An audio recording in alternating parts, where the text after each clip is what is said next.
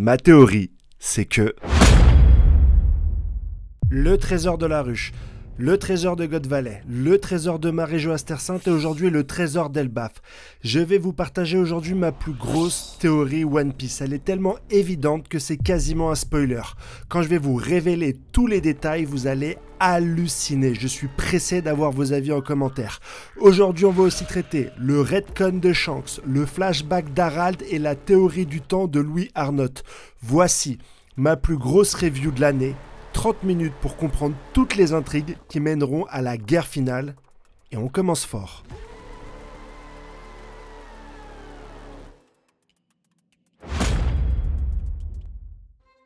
La perte du bras de Shanks dans le chapitre 1 de One Piece est une des plus grosses incohérences de l'œuvre.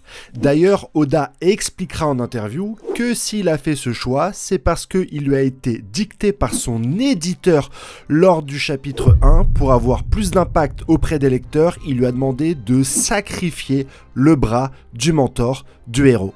Mais dans toutes les narrations, il y a une technique pour corriger les incohérences passées d'une œuvre, on appelle ça le retcon. Le retcon est une forme abrégée de continuité rétroactive et fait référence à un procédé littéraire dans lequel la forme ou le contenu d'un récit précédemment établi est modifié. Le 12 mars 2022, voyant le trou et cette incohérence dans le chapitre 1 de One Piece, je décide de créer mon propre retcon pour expliquer la perte du bras de Shanks. Pourquoi est-ce que Shanks, le mec aussi balèze, perd son bras contre un vieux monstre marin au début de One Piece? On s'est tous posé cette question, les gens se sont dit incohérent, c'est cohérent mon gars. Et je vais te dire pourquoi. Rendre l'incohérent cohérent, c'est expliquer pourquoi Shanks a pu perdre son bras alors qu'il possède le Haki et qu'il est beaucoup plus puissant que ce monstre marin. En 2022, soit il y a plus de 3 ans, ne connaissant pas ni les chevaliers divins ni leur lien très spécifique avec Im-sama, j'avais imaginé que Shanks avait perdu son bras délibérément car il avait des remords pour avoir empoisonné Gold Roger et pour avoir reconnu en Luffy le digne successeur de son capitaine. Cette fois, je donnerai mon bras, non pas pour Luffy, mais pour le geste de Gold Roger. J'ai donc eu tort sur la nature du retcon, mais je suis le seul youtubeur à avoir vu que Oda allait exploiter cette incohérence pour développer le personnage de Shanks.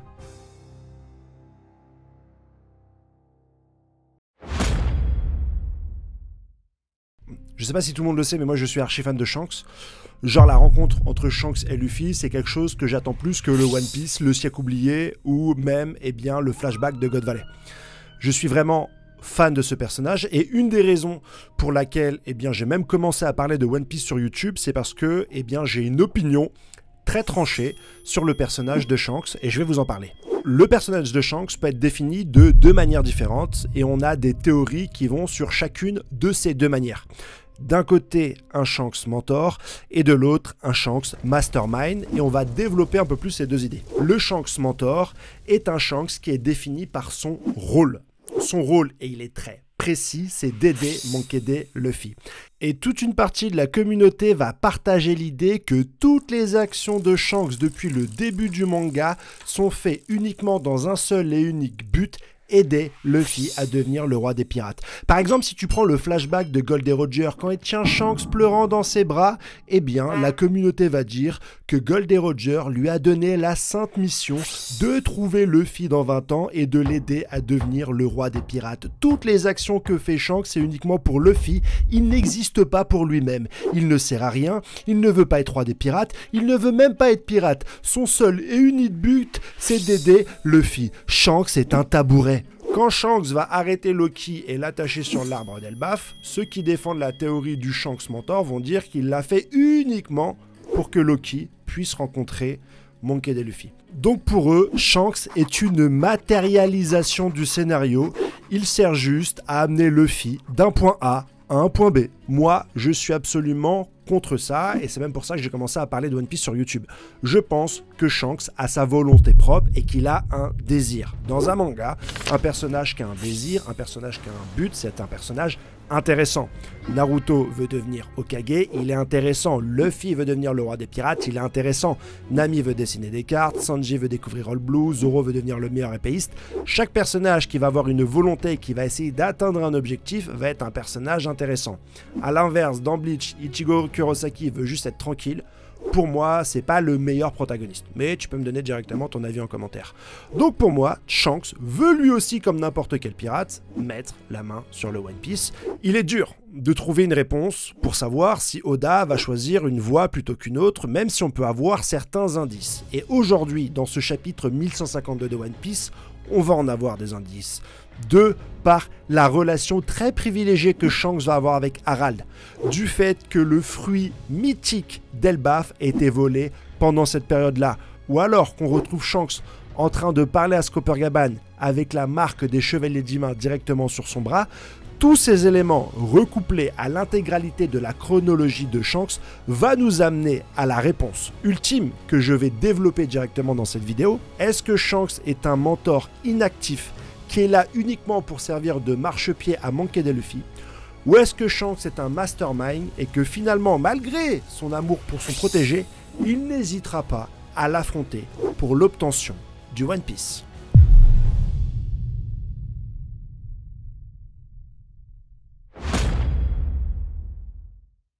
Bienvenue dans cette review du chapitre 1152 de One Piece. Si tu aimes ce genre de vidéo, si tu aimes ce travail, n'hésite pas à t'abonner, ça te permettra de recevoir une notification pour te signaler que ma vidéo du dimanche arrive ou que mes vidéos spoilers du mardi ou du jeudi sont prêtes.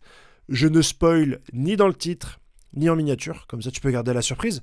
Si t'es là que pour les vidéos de dimanche, tu pourras les savourer, et si jamais tu veux avoir les informations un peu avant, bah tu pourras avoir mes spoilers et résumés complets le mardi et le jeudi. Tu peux aussi donner ton avis en commentaire, je prends le temps de lire l'intégralité des commentaires. C'est vrai que dernièrement, je réponds un peu moins parce que j'ai beaucoup de choses dans ma vie privée, des choses qui arrivent. Mais dès juillet, je pourrais reprendre le temps à répondre à chacun des commentaires. Je lis vos commentaires, ils sont très longs. Je regarde les commentaires sur les autres chaînes et généralement, c'est sous mes vidéos que j'ai les théories les plus longues. Donc je suis très content d'avoir ce public de passionnés qui prend le temps d'expliquer ces théories en détail. Je prends beaucoup de plaisir à le lire. Donc n'hésitez pas à continuer à le faire. À partager bien sûr ces vidéos, puis à mettre des petits pouces bleus. Ça m'aide à faire grimper la vidéo et à réunir d'autres passionnés qui aiment One Piece comme moi et surtout qui aiment en parler. Merci beaucoup pour tous les messages positifs que j'ai depuis maintenant quelques semaines, quelques mois. J'essaie de m'améliorer dans le montage, dans la diction, dans l'argumentation, dans l'écriture. J'écris mes vidéos. C'est assez nouveau, je le fais depuis quelques temps et je vois que ça plaît. Et ça me donne beaucoup d'énergie positive pour continuer. Alors je voudrais te dire un grand merci et je vous laisse apprécier cette vidéo et me donner votre avis à la fin si mon travail vous plaît. Bonne semaine et bonne vidéo. Allez, ciao. Bon, ceux qui pensent que Im-sama va encore être l'antagoniste final de One Piece, va falloir m'apporter quelques réflexions là, parce qu'on a Im-sama qui a débarqué sur Elbaf. C'est un peu dangereux pour un antagoniste final, hein. Si elle se fait blesser ou même si elle se fait battre, elle aura beaucoup moins de charisme pour la suite. Mais en plus, dans ce chapitre, on apprend que Coppergaban nous révèle le secret pour pouvoir blesser les chevaliers divins et donc Im-sama, et c'est le Haki des rois, chose que possède Luffy, chose que possède Zoro, et très probablement Loki. Donc on va avoir un chapitre qui va nous donner un petit peu les tenants et les aboutissants de la relation entre Harald et les chevaliers divins. On va très certainement en savoir plus sur Im-sama et suite à cela, on va très certainement avoir la confrontation. Et qui dit confrontation avec un adversaire qui est censé être l'antagonisme final, dont tu connais un petit peu la technique secrète pour pouvoir le toucher, ça sent pas très bon pour la suite de l'histoire en ce qui concerne Im-sama. Et ça me réconforte dans le fait que l'antagonisme final sera ce très cher Barbe Noire. Et justement, on va en parler parce qu'on a pas mal d'éléments intéressants dans ce chapitre en ce qui concerne le vrai antagoniste de One Piece.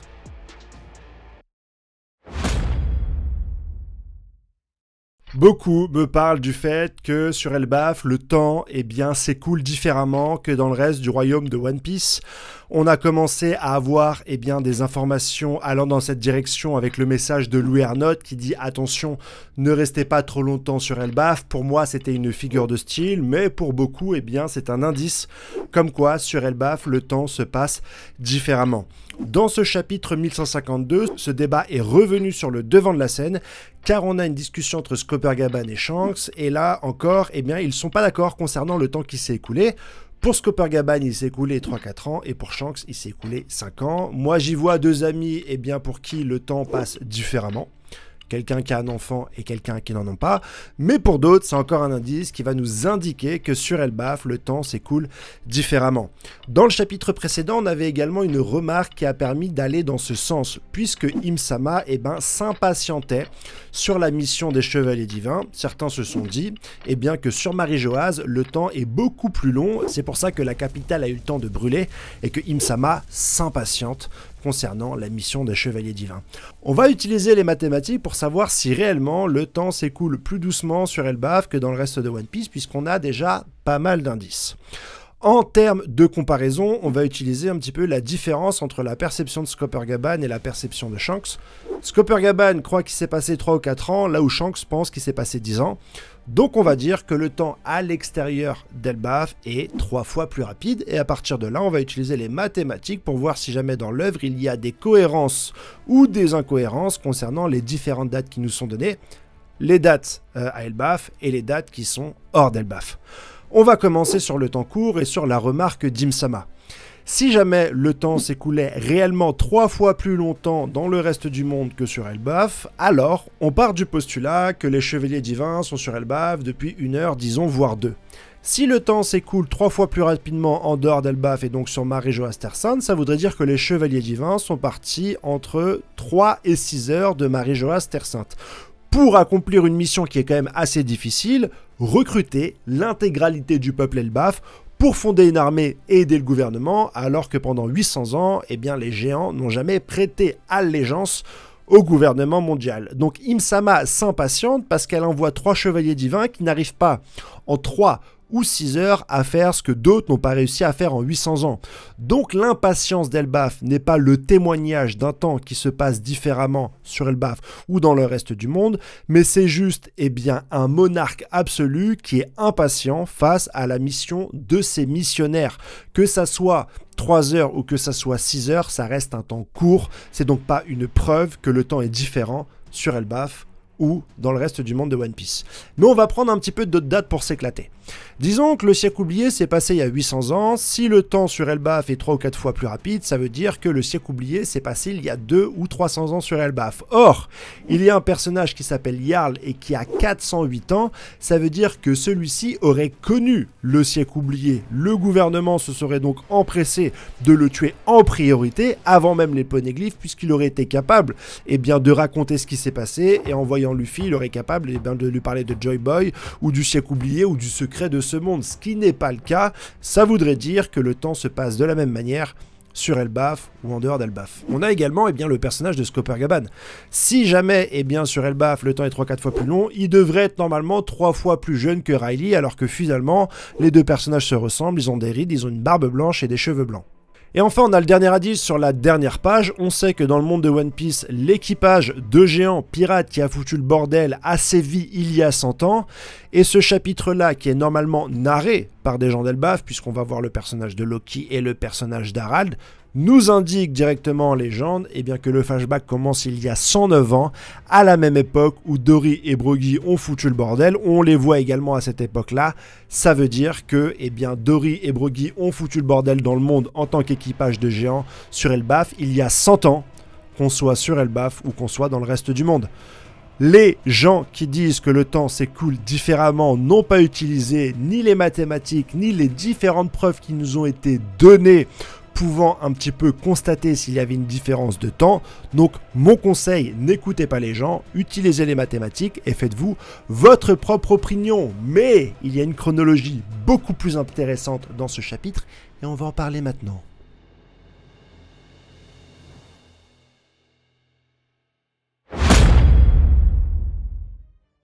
La chronologie autour du personnage de Shanks, c'est très important. Il y a 38 ans, Gold et Roger, après la bataille de Gold Valley, découvrent un bébé sur son bateau et ce n'est nul autre que Shanks Figarland. Il y a 24 ans, juste avant de se rendre à la marine, Roger prend le jeune Shanks dans ses bras, celui-ci fond en larmes et lui délivre un dernier message qui ne sera pas révélé par l'auteur, on en parle juste après. C'est aussi cette même année que Shanks refuse de rejoindre Baggy pour former un équipage de pirates et trouver le One Piece. Shanks a très certainement quelque chose de mieux à faire, on va aussi en parler dans cette vidéo. On le retrouvera que 10 ans plus tard et on en parle directement dans le chapitre 1152 puisqu'on sait que ce fameux jour, il y a 14 ans, Shanks est sur Elbaf avec Scooper Gaban. Au même moment, le fruit légendaire de l'île d'Elbaf se fait voler par un mystérieux personnage. J'ai mon idée sur la question. Il y a 13 ans, c'est bien connu, Shanks vole le Gomu Gomu sur un bateau de la marine. Ce fruit est protégé par le CP9. Une année plus tard, il y a 12 ans, Shanks fait la rencontre de Luffy et perd directement son bras pour sauver celui-ci, et dans ce chapitre, on a un indice qui pourrait nous faire croire que Shanks s'est fait délibérément dévorer le bras pour une autre raison. Et enfin, il y a 6 ans, Shanks a emprisonné le personnage de Loki sur Elbaf. C'est le dernier acte qu'on a de lui. C'est à ce moment-là qu'il est devenu Yonko. Une chronologie qui se construit d'année en année autour du personnage de Shanks. Et vous allez voir que selon les interprétations, on peut déceler si Shanks est finalement un mentor ou si c'est un mastermind. Et attention, vous allez être surpris.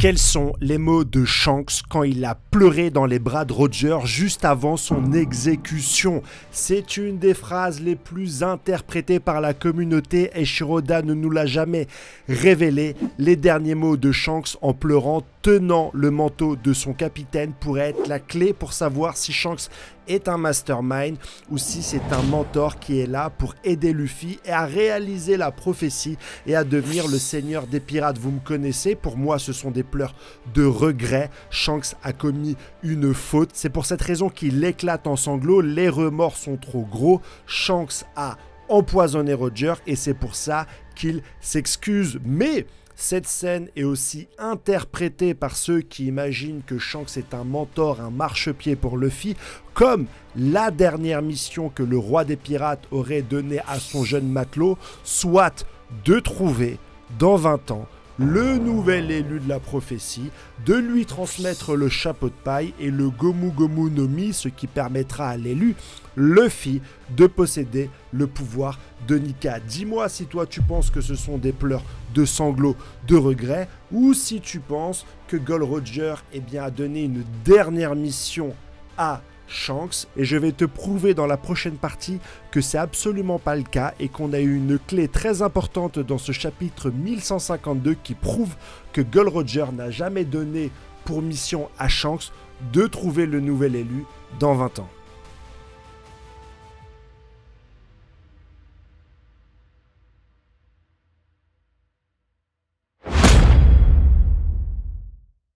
Shanks a une marque sur son bras, je n'aime pas du tout ce retcon, ça montre un petit peu que tout l'arc des Chevaliers Divins a été construit très récemment autour du personnage de Shanks et pour l'ancrer dans l'histoire, Oda a besoin de nous le rattacher au chapitre 1 et il s'en sert aussi également pour nous expliquer comment un personnage aussi puissant que Shanks a pu se faire bouffer le bras par un poisson alors que celui-ci a très certainement le haki de l'armement, le haki pour voir le futur, etc. Il n'y avait aucune explication logique mis à part un retcon qui pouvait pousser le personnage de Shanks à perdre son bras aussitôt dans l'aventure. J'avais tenté de l'expliquer dans ma théorie en disant que Shanks avait eu des remords en empoisonnant Gold Roger et en faisant la rencontre de Luffy et en écoutant celui-ci avoir le même rêve que son capitaine défunt, il avait décidé, pour le sauver, de sacrifier un de ses bras. C'est un retcon un peu moins abusif que celui qui nous est proposé par l'auteur. Mais, et parce qu'il y a un mais, Cette marque et ce retcon deviennent terriblement intéressants quand il s'agit de trancher entre le Shanks Mentor qui perpétue la volonté de Roger et le Shanks Masterminds un peu plus nuancé qui a une véritable volonté de devenir roi des pirates. C'est que si Shanks à un moment de sa vie a eu la marque sur le bras, c'est qu'il a plus ou moins rejoint les Chevaliers Divins. Et quel but a Shanks de rejoindre les Chevaliers Divins si le rôle de ce personnage est uniquement de servir de marchepied à Luffy et que tout ce qu'il fait, c'est un petit peu de suivre la volonté de Roger. Aujourd'hui, si Shanks a cette marque sur son bras, ça signifie que c'est un personnage nuancé et que donc ce n'est pas uniquement un personnage qui est là pour accomplir la volonté de Rogers. Et c'est pas fini dans les preuves qui nous amèneront à un Shanks beaucoup plus intéressant que celui que vous pensez.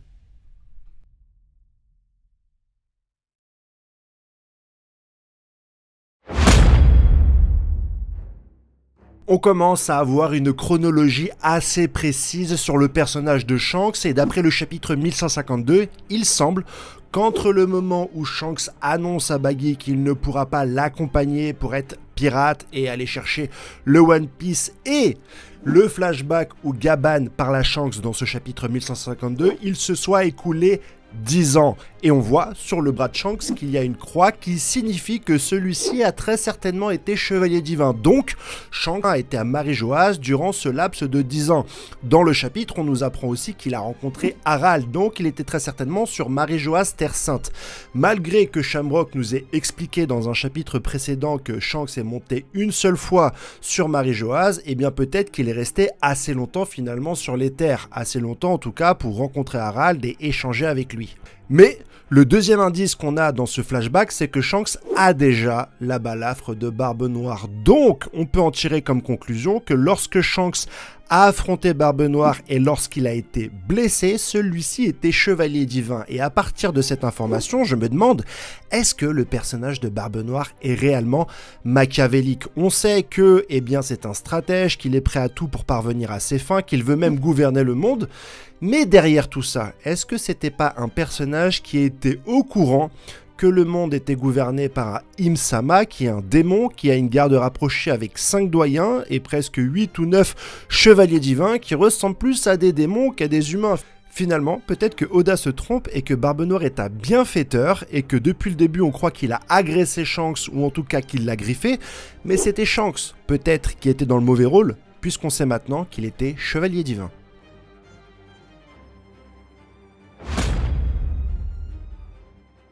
Bon, en vrai, je suis très content qu'on ait le flashback, je kiffe les flashbacks, et en plus, ça va nous donner l'occasion de voir véritablement Elbaf, parce que je sais pas si vous avez cette sensation, mais moi, j'ai l'impression qu'on m'a un petit peu volé l'arc Elbaf. D'habitude, Luffy et son équipage, quand ils arrivent sur une île, ils découvrent le lore, les personnages, la mythologie, des choses qui sont un petit peu différentes d'île en île, et c'est ce qui donne la richesse de One Piece, et on attendait tous patiemment l'île d'Elbaf pour découvrir l'histoire des géants.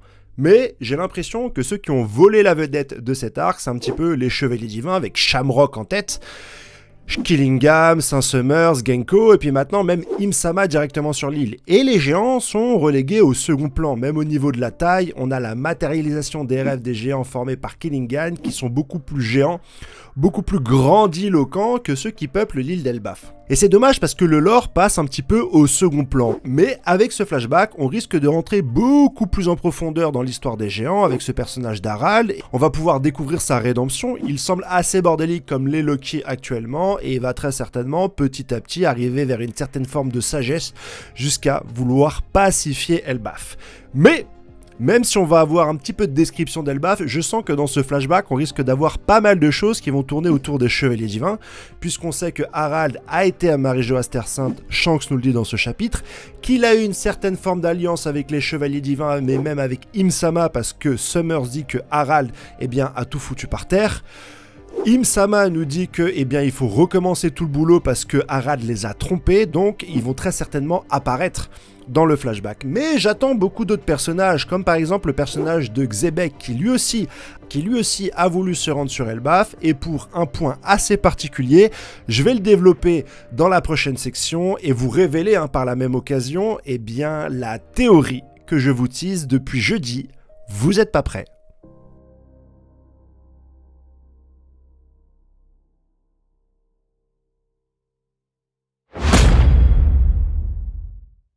Bon là, j'ai la théorie la plus what the fuck.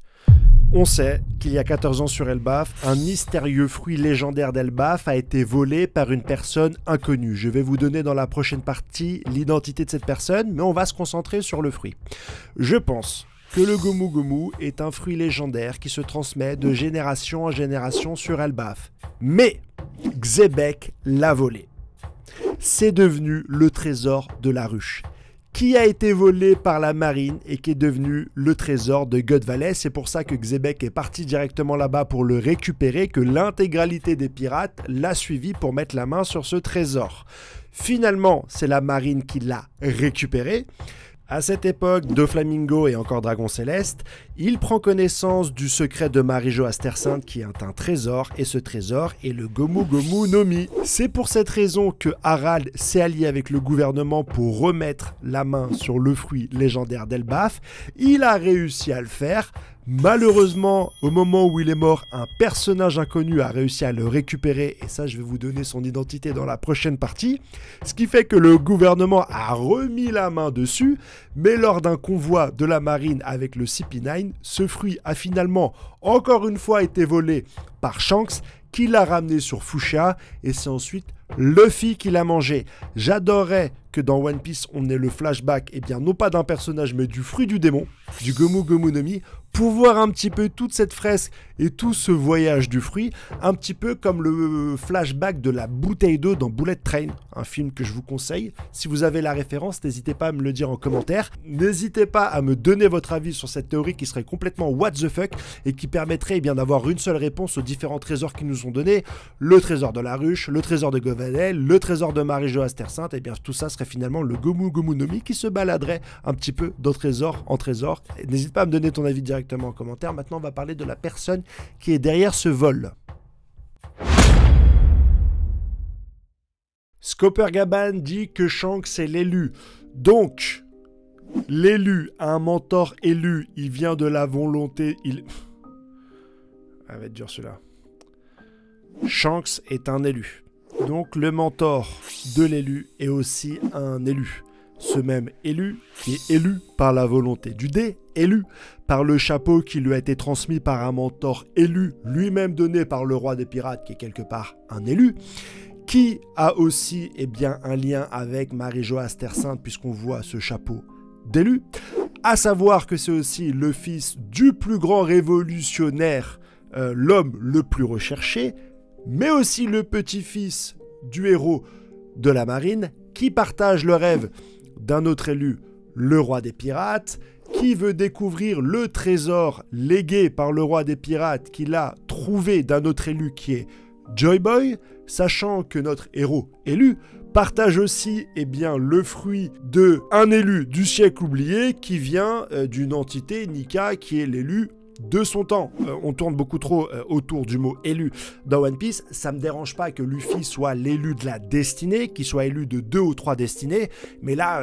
tout le monde est élu, quoi. Tout ce qui touche Luffy est élu. Sa volonté, son chapeau, le trésor qu'il vise, son fruit du démo, son mentor, son père, son grand-père, c'est bon. Ça va un petit peu. Ok, moi ça me va qu'on aille sur quelque chose de élu. On s'est plaint de Naruto pour beaucoup moins que ça. Hein. Mais bon, n'hésite pas à me donner ton avis en commentaire sur ce terme et sur la destinée dans One Piece.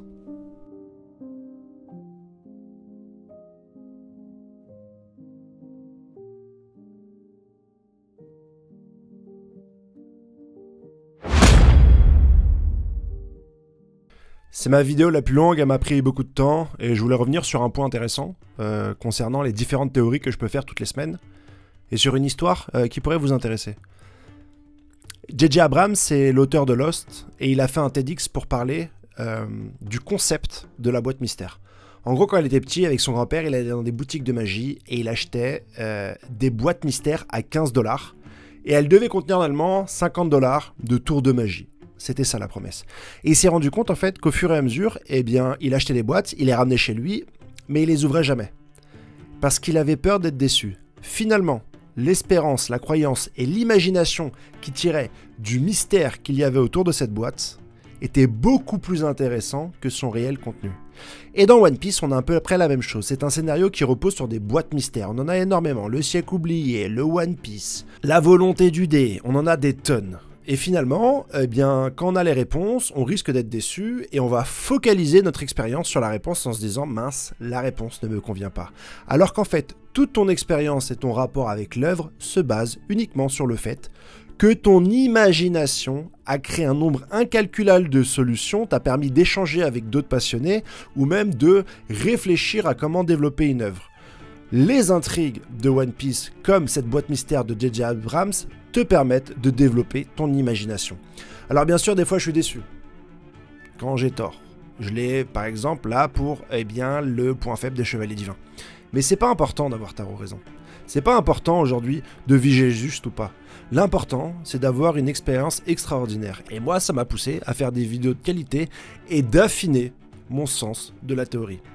Alors des fois, quand je boude, ne va pas dire « Ah, tu es déçu parce que ça ne correspond pas à ce qu'Oda a dessiné », je m'en fous de ce qu'Oda a dessiné.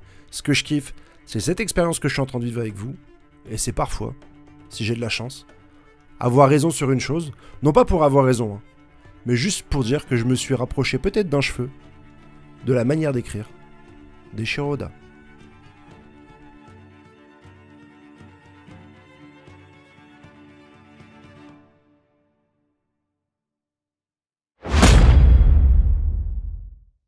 Finalement, peut-être que Barbe Noire est un bien... Finalement, peut-être que Oda nous trompe et que Barbe Noire est un bien... Ce débat est revenu sur le temps... On tourne beaucoup trop et d'île en île. N'hésite pas à me donner directement en commentaire. Et quel serait le but pour Shanks de rejoindre les Chevaliers Divins si il est... N'hésitez pas à ce que vous avez à dire du Gomu no Gunumi.